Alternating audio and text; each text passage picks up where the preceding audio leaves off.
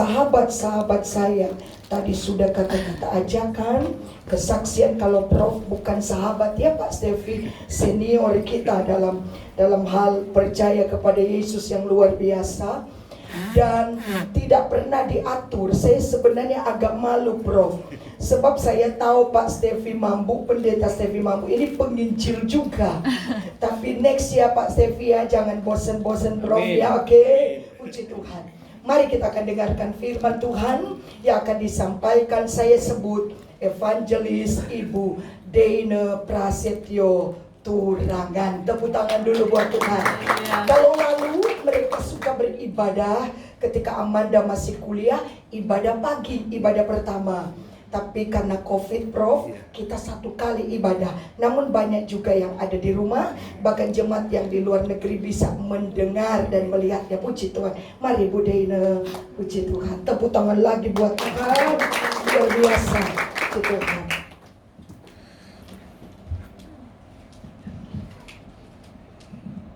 Haleluya, puji Tuhan. Shalom. Shalom juga bagi semua yang mengikuti ibadah ini di tempat masing-masing lewat live streaming.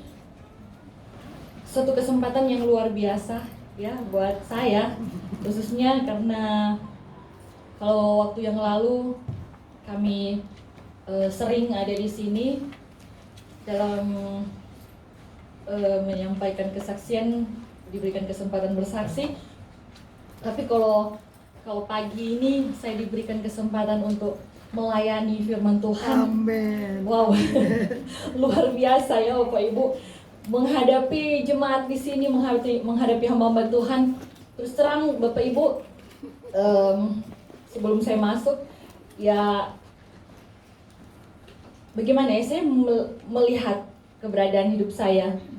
Saya bukan lulusan dari sekolah Alkitab, tetapi Bapak Ibu, GPDI memberikan kesempatan bagi siapapun. Kalau engkau memberi diri, engkau akan dipakai Tuhan. Yes, amin. Yeah. Tidak perlu berdiri di sini Bapak Ibu. Tidak perlu berdiri di sini sebagai pemberita firman, sebagai menyampaikan kesaksian atau main musik dan singers. Tetapi ketika kehidupanmu engkau membawa kepada Tuhan untuk menjadi alat Tuhan di dalam pekerjaanmu, nyatakan bahwa Tuhan itu baik. Amin. Jangan malu-malu Bapak Ibu. Bapak Ibu saudara kasih dalam Tuhan Yesus Kristus. Terus terang juga bahwa hari-hari ini saya baru beberapa hari yang lalu memantapkan untuk membawakan renungan pada kesempatan ini untuk tema ini. Karena kesibukan biasanya saya mempersiapkan jauh-jauh. Tapi ya begitulah ya Bapak Ibu. Saya sampai tadi masih galau. Dan kalau Bapak Ibu bisa lihat catatan saya di catatan yang saya berikan multimedia, itu ada coret-coret Bapak Ibu. Saya tetap kontak dengan Tuhan. Tuhan, saya mau bawa pesan Tuhan. Saya cuma alat biar saya ada di balik salib Tuhan. Haleluya. Ya, kemuliaan Tuhan yang dinyatakan. Amen. Boleh menjadi berkat bagi kita semua yang mendengar, yang ikut live streaming. Teristimewa juga buat saya karena firman Tuhan adalah pedang bermata dua. Puji Tuhan Bapak Ibu Saudara kekasih dalam Tuhan Yesus Kristus. Baik, kita masuk dalam pembacaan firman Tuhan dalam Yesaya 40 ayat 31.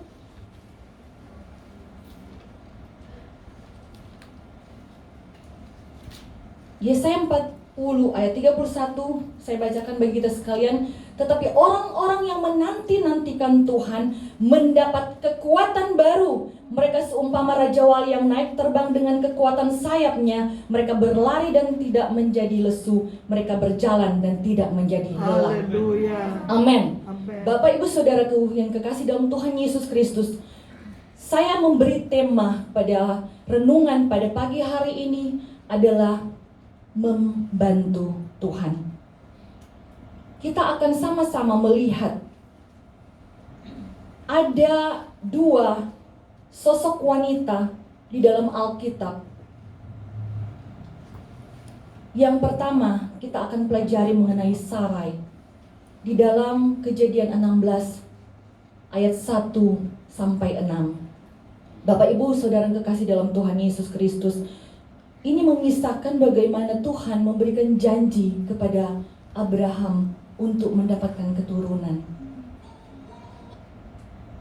Bahkan keturunan ini akan menjadi sebuah bangsa yang besar. Dan Bapak Ibu Saudaraku, ketika suatu janji Tuhan datang bagi saya dan saudara, bahwa kita akan memperoleh berkat, apa yang kita nantikan, kita tunggu itu adalah berkat. Mari kita belajar dari Sarah terlebih dahulu. Bapak Ibu, ketika kita akan lihat Bapak Ibu, baik saya baca, adapun Sarah istri Abraham itu tidak beranak, dia mandul ya. Ia mempunyai seorang hamba perempuan orang Mesir, Hagar namanya. Berkatalah Sarai kepada Abraham, engkau tahu Tuhan tidak memberi aku melahirkan anak. Karena itu baiklah hampiri hambaku itu, mungkin oleh dialah aku dapat memperoleh seorang anak. Dan Abraham mendengarkan perkataan Sarai. Apa yang terjadi kadang-kadang dalam kehidupan saudara dan saudara? Kita lihat di sini, begitu kita diperhadapkan dengan sesuatu yang seolah-olah membuat kita hilang pengharapan, karena apa yang kita doakan, apa yang kita rindukan itu tidak terjadi dalam kehidupan saya dan saudara. Bapak Ibu, kita lihat Sarai, dia mengambil kesimpulan sendiri. Apa di sana dikatakan? Engkau tahu Tuhan tidak memberi aku melahirkan anak. Apakah sedemikian Tuhan yang kita sembah? Bapak Ibu Saudara, dari kesaksian tadi, dari hamba Tuhan, bagaimana Tuhan mengadakan mujizat, dari sesuatu yang tidak mungkin dia bisa sembuh. Amen. Tidak perlu dokter, walaupun itu Tuhan bisa pakai dokter. Amen. Tetapi Tuhan punya cara bagi kita masing-masing. Jangan pernah engkau mengambil kesimpulanmu sendiri ketika engkau diperhadapkan dengan hari-hari penantianmu. 10 tahun. Ketika itu Abraham dan Sarai menanti janji Tuhan bagi mereka. 10 tahun mereka lewati tanpa jawaban. Berapa tahun yang kita lewati? Berapa hari-hari yang kita lewati? Dan kita belum menemukan jawaban dari Tuhan. Satu hal yang ini firman Tuhan sampaikan kepada saya dan saudara, jangan engkau mengambil kesimpulanmu sendiri. Amen.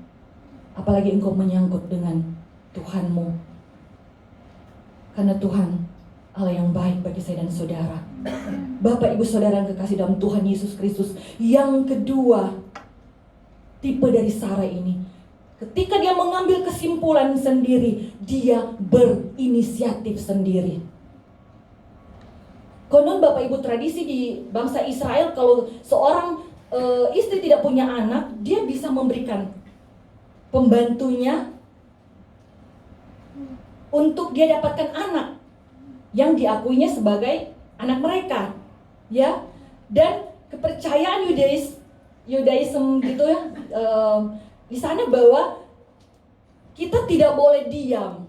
Jadi kita harus bertindak. Memang betul, iman tanpa perbuatan mati.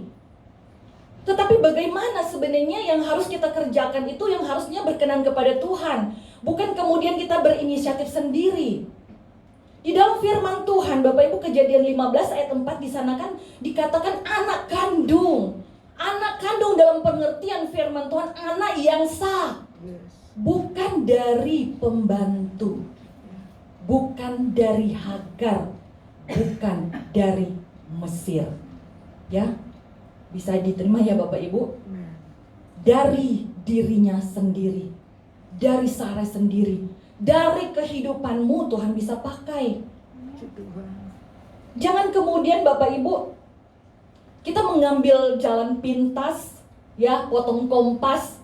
Oh ya, saya tahu Tuhan berjanji ada berkat-berkat buat saya. Saya tahu Tuhan akan mengadakan mujizat, janji-janji Tuhan. Jangan takut sampai 365 hari orang mencatat, menghitung setiap hari ada janji Tuhan. Jangan takut. Ya, janji Tuhan pasti berlaku dalam kehidupan saya, dalam setiap usaha saya dan pekerjaan saya, rumah tangga saya, pergumulan saya. Tuhan jawaban saya. Tetapi kita belajar Jangan pernah mengambil jalan pintas. Bapak, Ibu, Saudara kekasih dalam Tuhan Yesus Kristus, ketika Sarai mengambil jalan pintas dengan dia meminjam rahim dari Hagar, ada konsekuensi yang dihadapi. Konsekuensinya apa? Dia dihina, ya. Dalam kehidupan pribadi jangka pendek, konsekuensi apa? Dia dihina, direndahkan sama Hagar. Kalau kita pelajari selanjutnya, Bapak Ibu yang saya kasih dalam Tuhan Yesus Kristus, jangan biarkan harga dirimu yang sungguh berharga di mata Tuhan dihina dan direndahkan hanya karena kesalahanmu sendiri. Hanya karena kalau engkau mengandalkan kekuatanmu.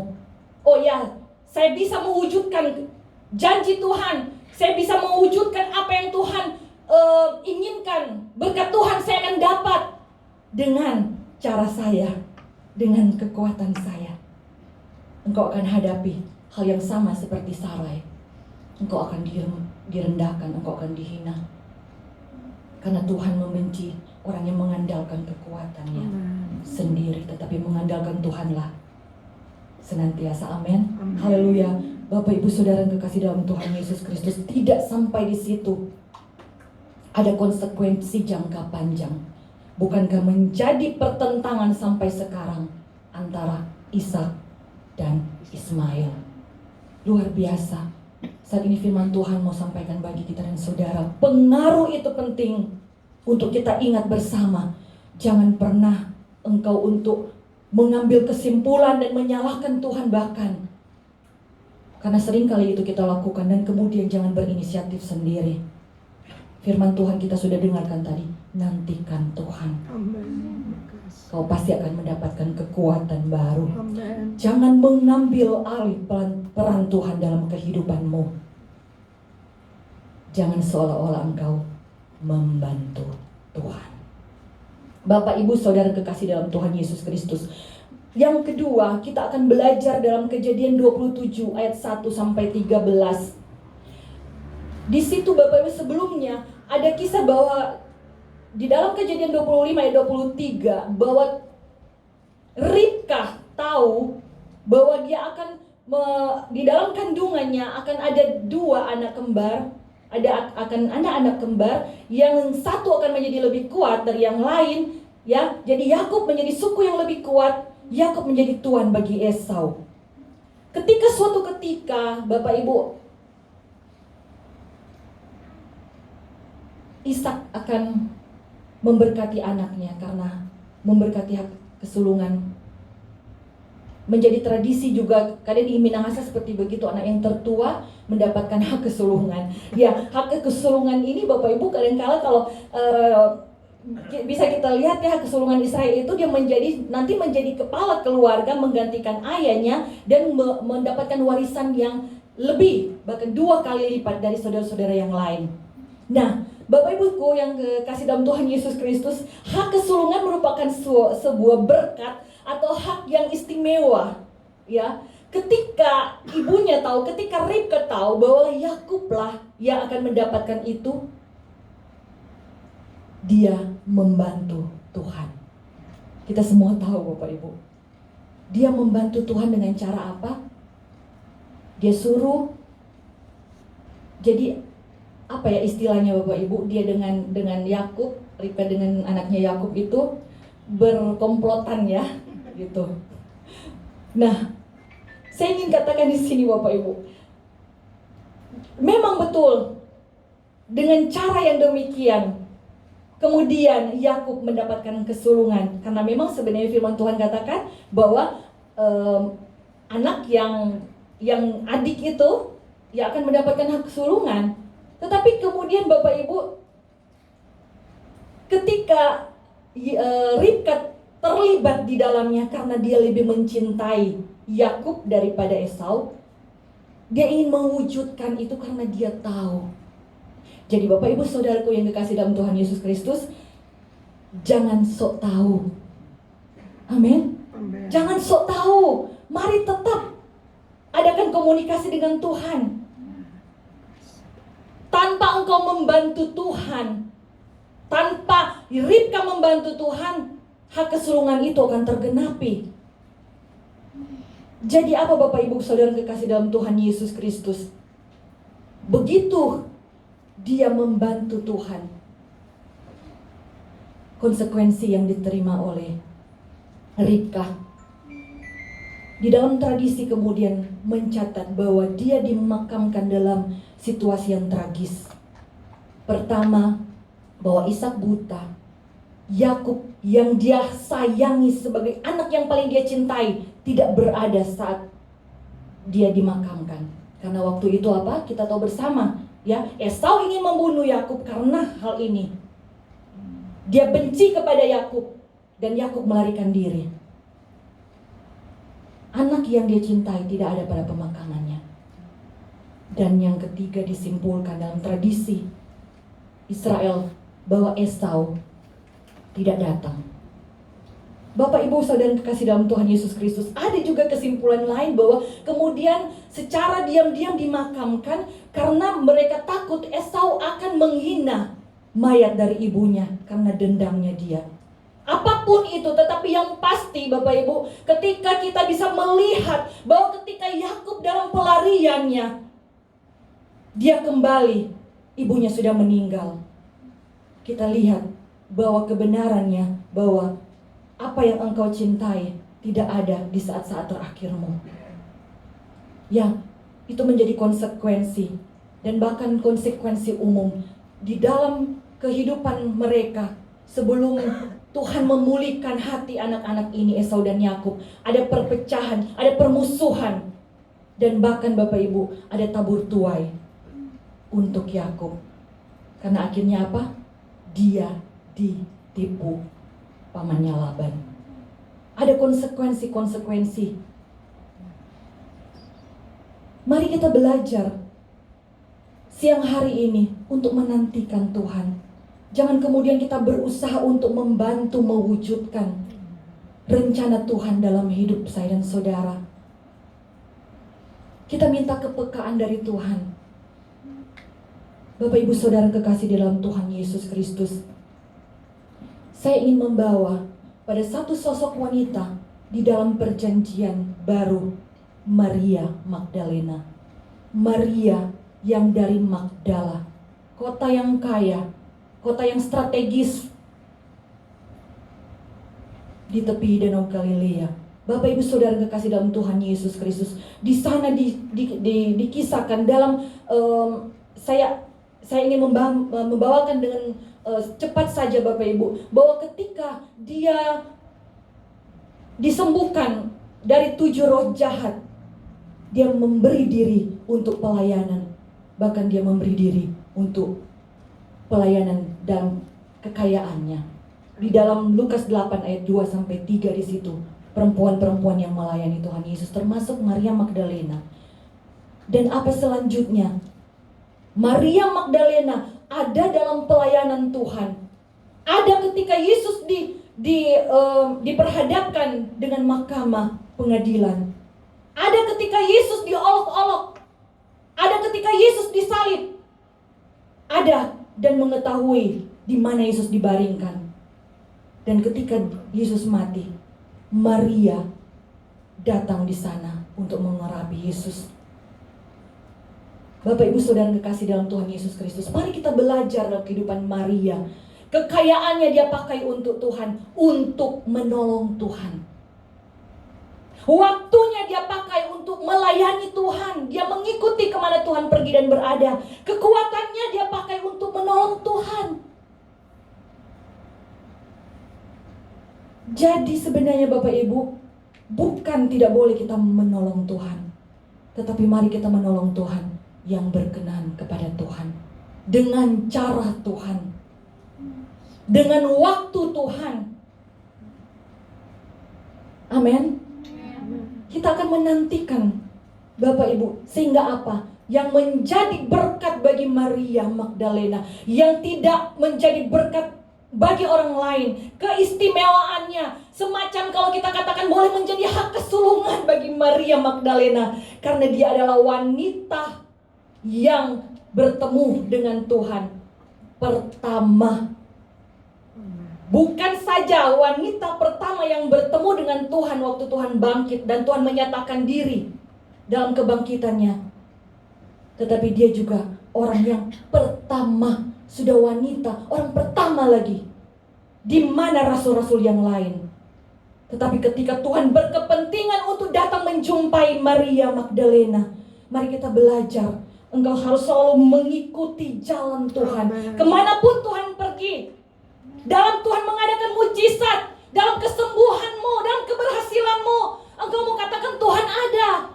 Tetapi ketika Tuhan pun dihina dan diolok-olok, ketika Tuhan dilempari dengan batu, engkau juga pastikan engkau harus ada di sana. Karena seolah-olah kita mengatakan bahwa ya Tuhan tidak berdaya, apalagi ketika Tuhan dipakukan, disalib. Bahkan ketika Tuhan mati, mana pertolongan dari Tuhan? Saya sudah sekian lama mengiring Tuhan, ternyata Tuhan mati. Tetapi mari kita sadari bahwa dalam setiap musim kehidupan saya dan saudara, engkau harus tetap ada di kaki Tuhan. Maria Magdalena ada di bawah kaki salib Tuhan. Bahkan dia tetap melayani Tuhan, mau melayani mayat Yesus. Ketika engkau memberi hatimu, di situ Tuhan akan menyatakan bahwa engkau adalah pemilik hak kesulungan. Engkau akan menerima berkat itu. Dan apa dikatakan Bapak Ibu Saudaraku yang kekasih dalam Tuhan Yesus Kristus tentang Maria Magdalena? Di situ mari kita lihat Bapak Ibu sebagai ayat-ayat terakhir.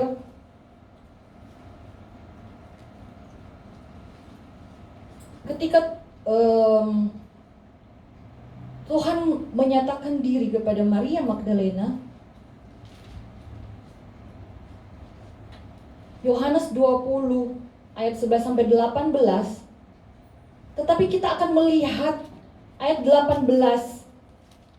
Maria Magdalena pergi dan berkata kepada murid-murid, "Aku telah melihat Tuhan," dan juga bahwa dia yang mengatakan hal-hal itu kepadanya. Ketika engkau menanti-nantikan Tuhan, ketika engkau menanti-nantikan apa yang engkau inginkan, yang merupakan kemandulan-kemandulan dalam hidupmu, yang merupakan masalah-masalah hidupmu, yang merupakan apa yang engkau gumuli dalam hidupmu, Tuhan selalu berjanji bahwa Tuhan akan memberikan jalan keluar bagimu.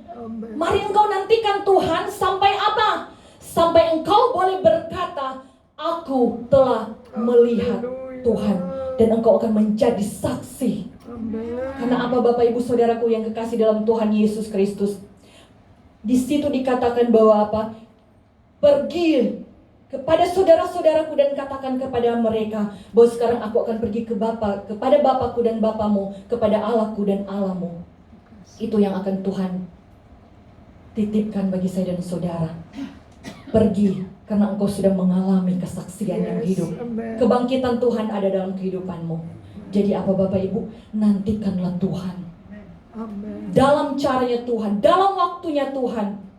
Dan engkau memberi seluruh keberadaan hidupmu untuk menggenapi firman Tuhan.